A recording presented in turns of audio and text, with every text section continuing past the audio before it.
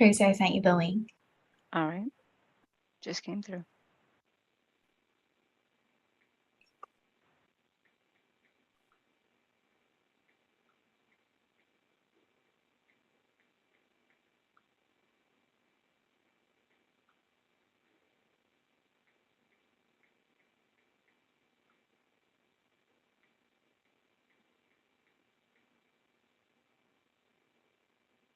Good to go. Thank you.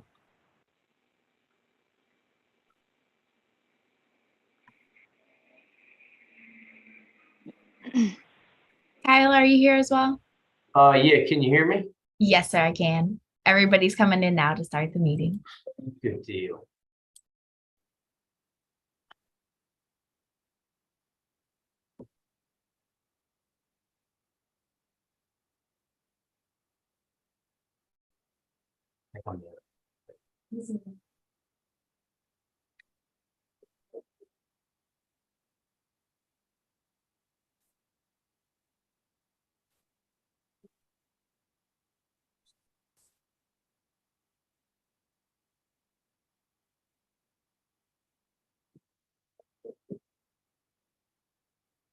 Dr. Borlone, can you hear me?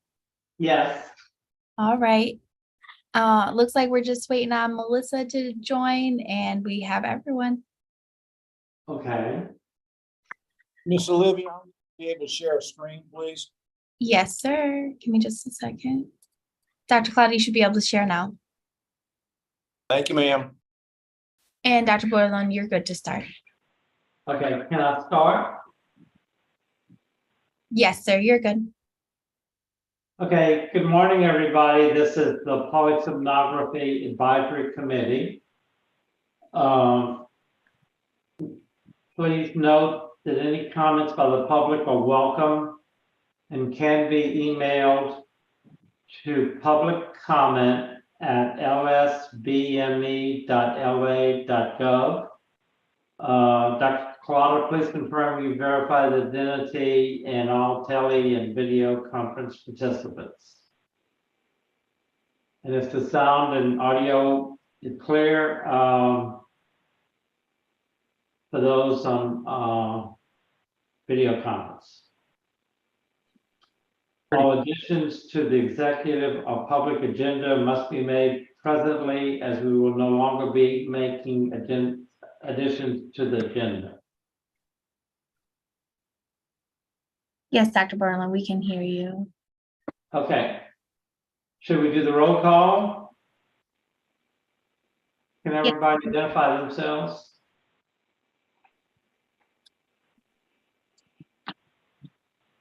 Hey, Kyle Schwab, present.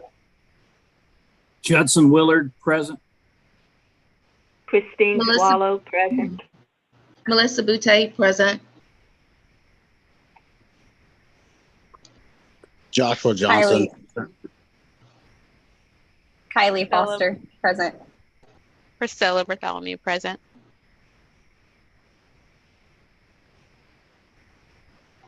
Phyllis Johnson. Susie Allen for the board, present.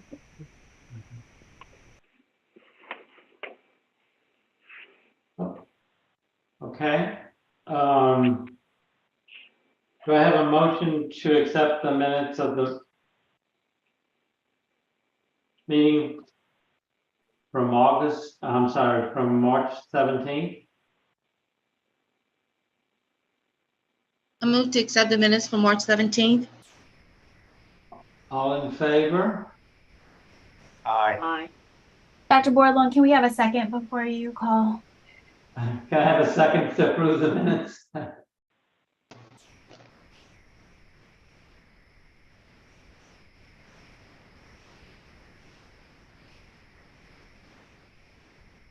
We need a second to approve the minutes. I second the motion. Okay. All in favor? Aye. Aye.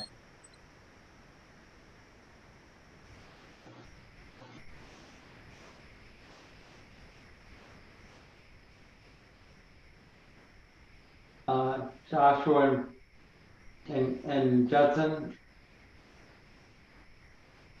Aye. Yeah, I said aye. Okay. I said aye. Okay. We, under old business, we have, some discussions of the law changes for A-step and the licensing timeframe. What, I think, the licensing timeframe was pretty well explained the last time. Anybody have questions on that? Can you make that screen any bigger? I can try. One moment, please.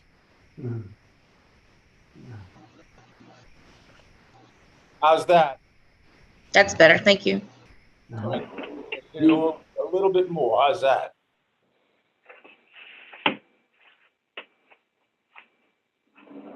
As far as the way the emergency rule on the A-step works, I don't want us to have to rehash it all, but is there something written that explains if you want a tech to go through that process, these are the steps they need to take? No, but I can put that together for you. The rule is still in process. It has not yet, it went to the board approved promulgating it, and it has not yet gone to the Office of State Register. But when I send you all a copy of the exact language, I'll send you a copy of, or I'll send you a little cheat sheet on, you know, how to ensure that you're in compliance with it with new hires. Okay, great.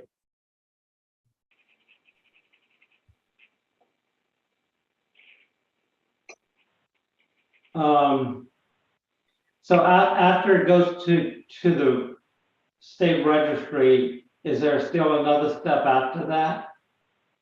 Once the emergency rule is presented to the Office of the State Register, unless they kick it back for some reason that I don't know what it would be, but once it goes there and is published, it's effective as of the date of promulgation. What has to happen after that is it must be followed by a permanent rule change so that when the emergency rule expires, the permanent rule takes its place. That's the one that's a very laborious process, but there's no way around it. Okay. Does anybody know if we've had any applicants through A-step yet?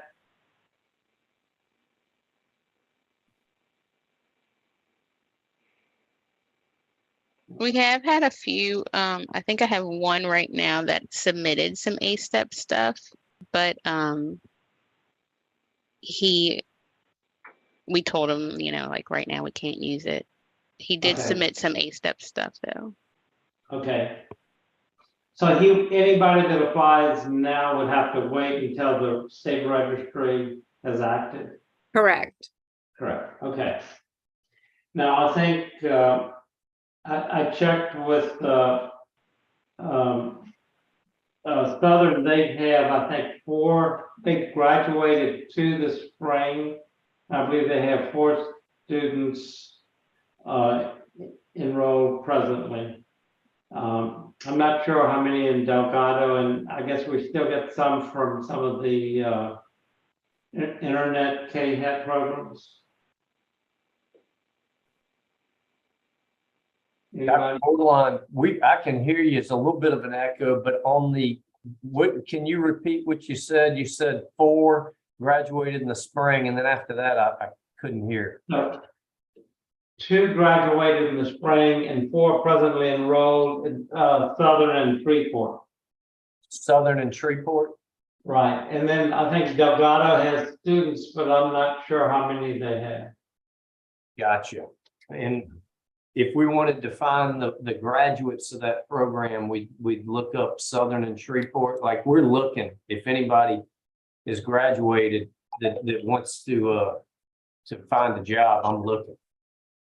I have Colton Wiggins' email I could share with you, Dr. Schwab. He runs Okay. the program at Southern. That'd be great.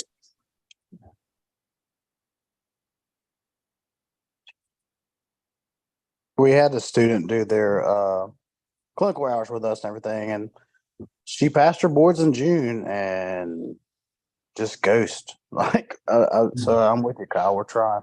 We have open spots too. Yeah. Okay. Any other comments about the 8-step or the licensing timeframe?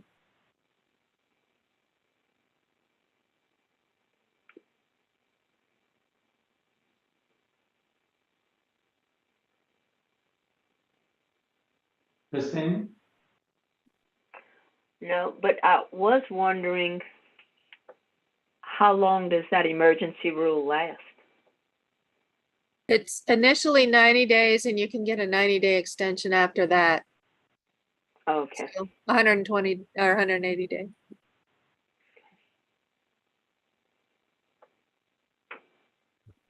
Delgado has one student who's graduating this May. Okay. Does anyone know how to reach them if we're looking? Yeah. I have Tasha's email that I could share with you also. Okay, great.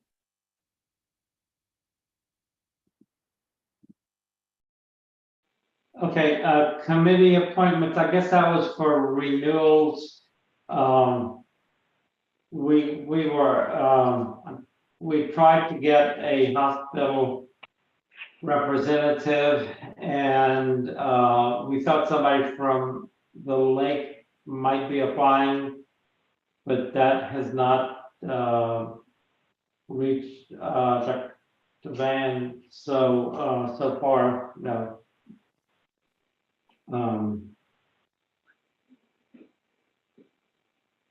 When we have the governor's election coming up this fall, and there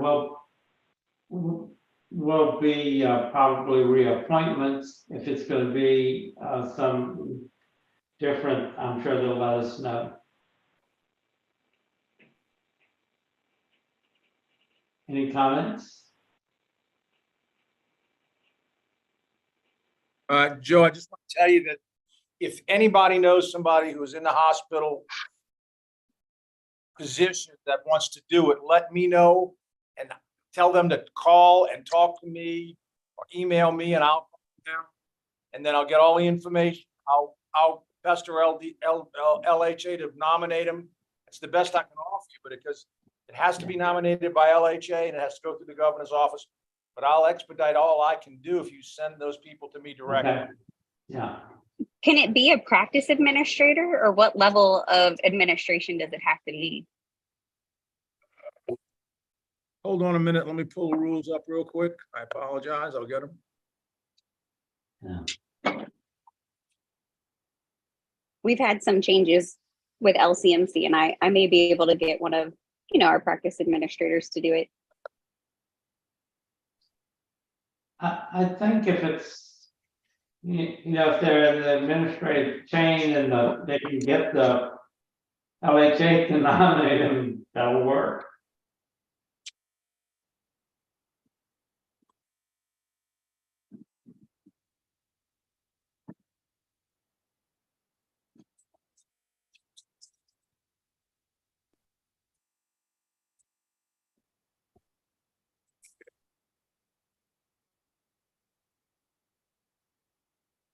It looks like you could have a hospital administrative person. Yeah.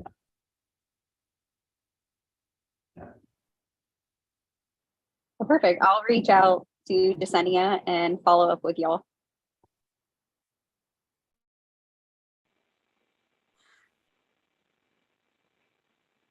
All right, as soon as they get hold of me, I'll do my best to get them nominated. Okay.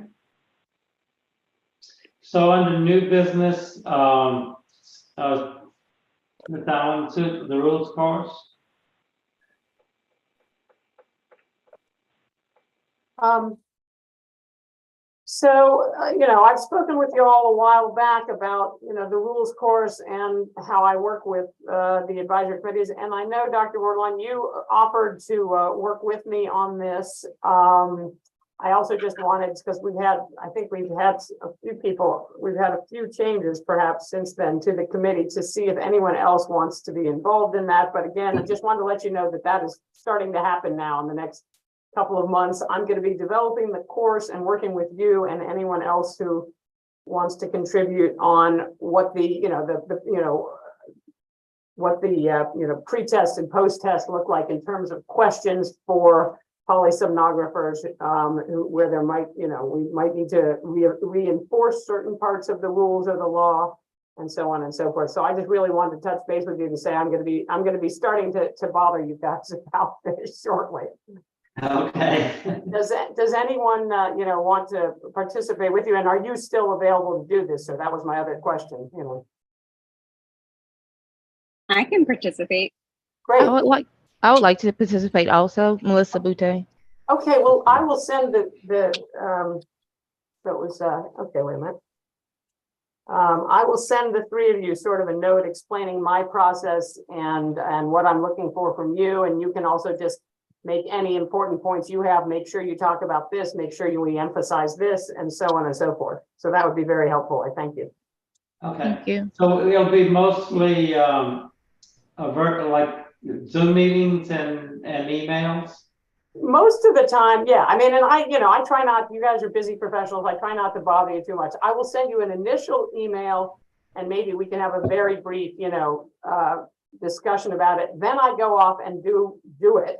And then I submit you something, in a secure manner through the cloud share for you to review.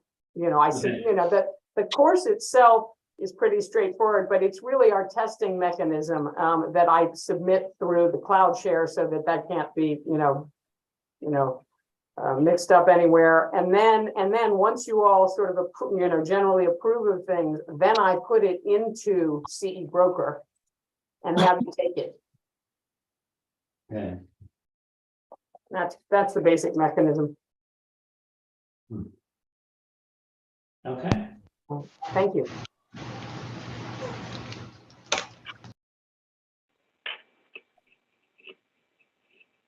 Kristen? No, I didn't say anything. It just lights up when I make a noise. The law changes, Senate Bill 201. I'll handle it. I'll handle that for everybody. Senate Bill 201 now, Act 393, I think, was passed by the legislature, and it modifies the way we have to do things here at the board for our advisory committee and for any boards and commissions. It allows electronic meetings, very similar to what we have been doing. However, it now requires an anchor location.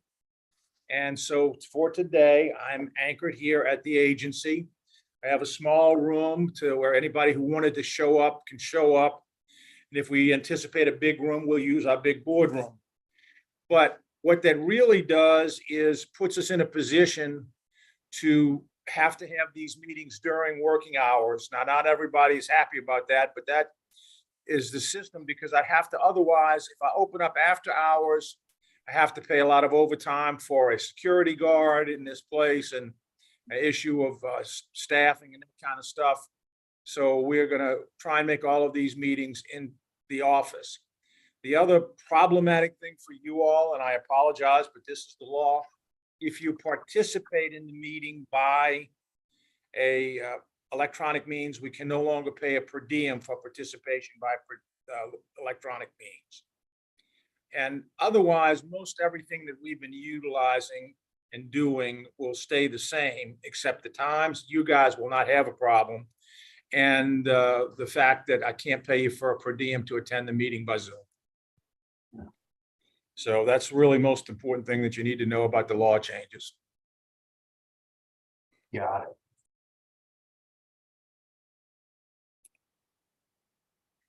If you have any questions, I'm happy to answer them.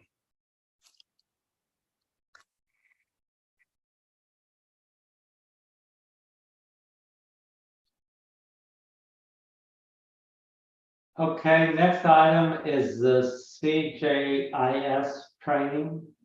Okay, CGIS stands for Criminal Justice Information Security, I think it is. Basically, the FBI has put together a list of requirements that have to be met for you all to see anything related to criminal background, which we would only do in executive session. But nonetheless, anybody who touches it or looks at it has to be certified. It is a free course, and we will be sending everybody in the next week or two an email to make sure that they know how to sign up for the course. If you have not done it, it's a small course, a test, and you get certified for two or 3 years. And it will put us in a position. What's happening is, as the Louisiana State Police have tightened and changed and improved, quite frankly, the way we do the criminal background checks. No longer will you do this by sending us a fingerprint card and a check. There are going to be there's a new system where the state police has realized that they had to improve the system. There's so many boards and commissions and schools and public schools and all these things do criminal background checks now. So it's going to be, you go to an office, there are 18 or 19 of them around the state now. You have your fingerprints done electronically. They're transmitted to the state police and upwards to the FBI. And then the FBI's computer reads most of them.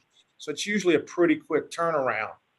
However, you don't pay the board anything or send anything to the board, and you'll be able to have to go to these spots and use a special form that has our ID number on it, so that when the criminal background check is back, we get it to us, and then we mark them we don't even keep them in our licensing system. We either say passed or not passed, and then in our licensing system, but we actually keep the data in case we have to discuss it.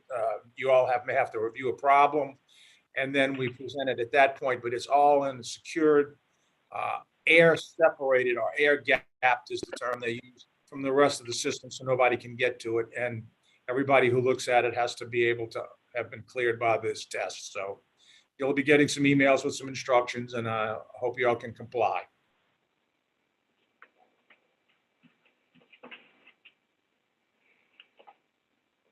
Okay. Now, do we get, there was something else we had to do, ethics, and they'll come at the same time? Well, again, the CGIS is different from the state required courses, okay? Yeah. The state required courses you can take through Leo. We should be getting numbers, P numbers for everybody.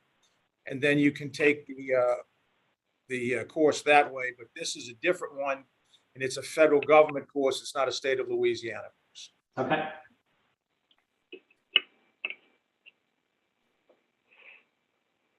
Any additional comments, new business? Questions, anybody?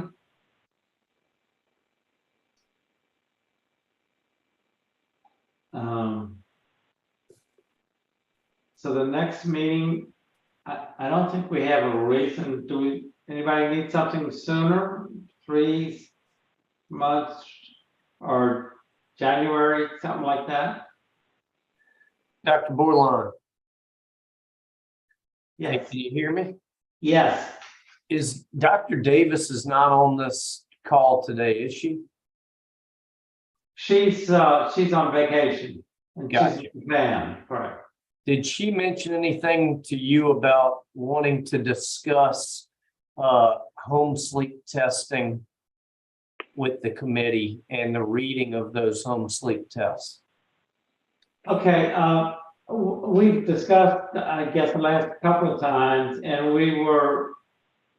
one of the issues about the home sleep testing is how do we enforce anything?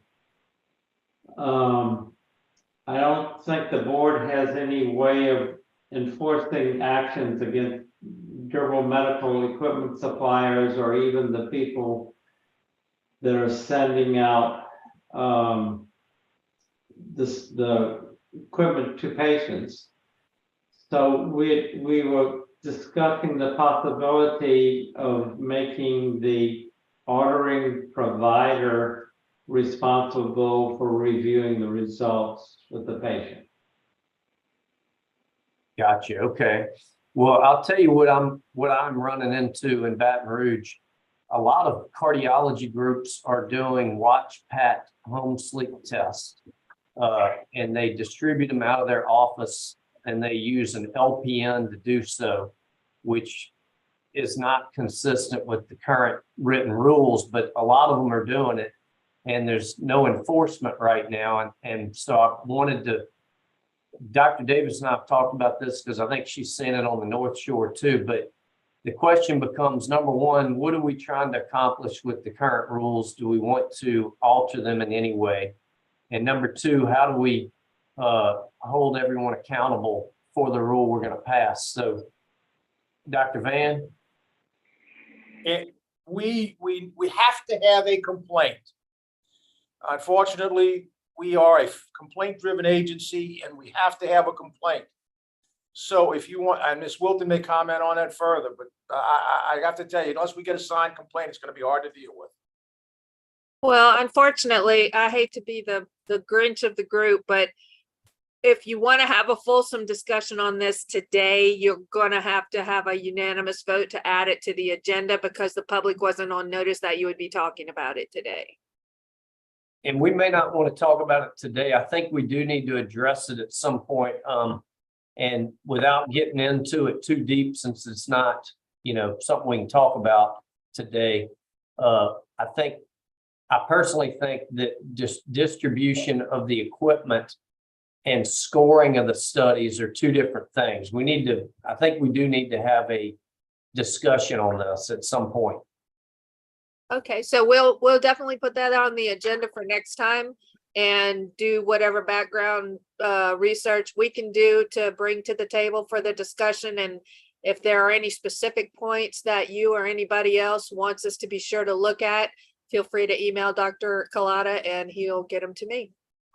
Gotcha. So, yeah. One of the things we kind of talked about before was getting the guide that orders the test.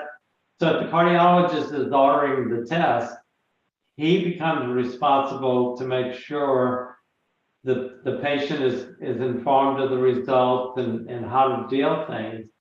It's not kind of like, yeah, you've got sleep apnea, go see someone, which is apparently happening.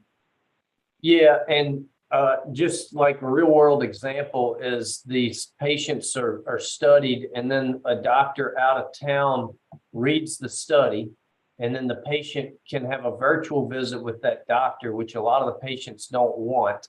So they end up in my office trying to sort through this. So some of the cardiology groups have asked me if I would read the tests and I said, and see them. And I said, I can't read them right now the way the rules are written because you're not using a respiratory therapist to distribute the equipment. So that's some of this. I think that we can improve upon patient care if we address this. Yeah.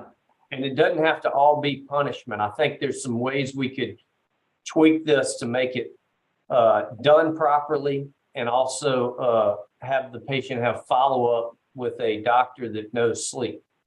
Yeah.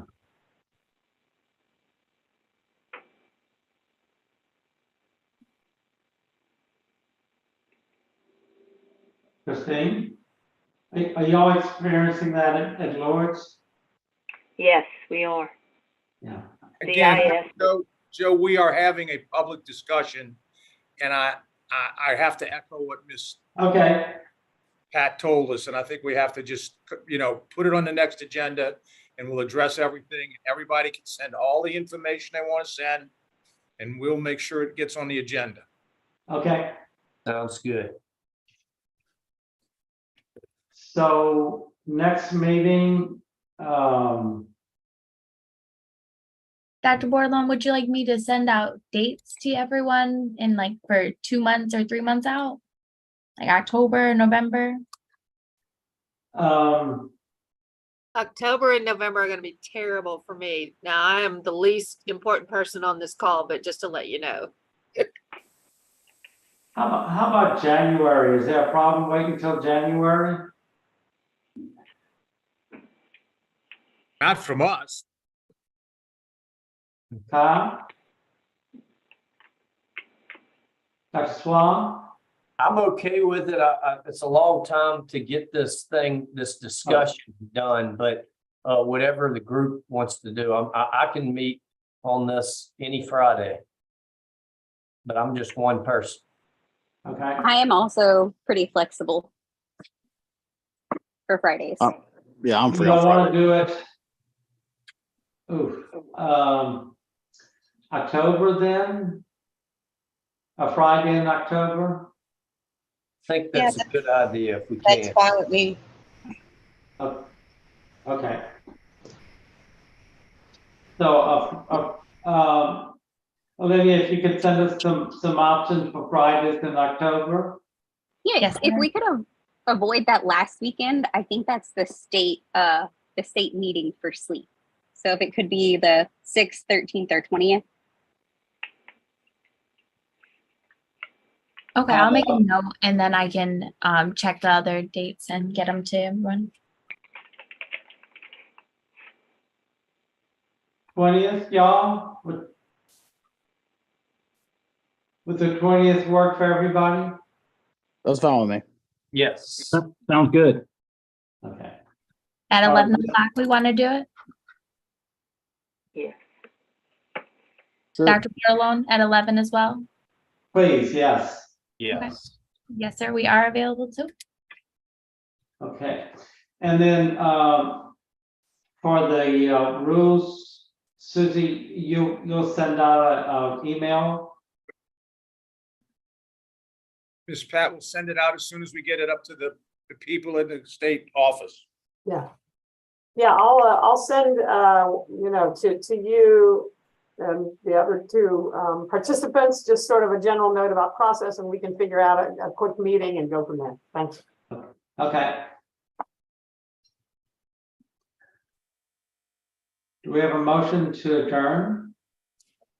Motion to adjourn. I'll second. All in favor? Thank you all Yes. for coming in. Bye. Okay. Thanks, guys. Thank Have a you. great day. Thank you. Appreciate Okay. your help. Take care, man. Bye-bye. Bye-bye.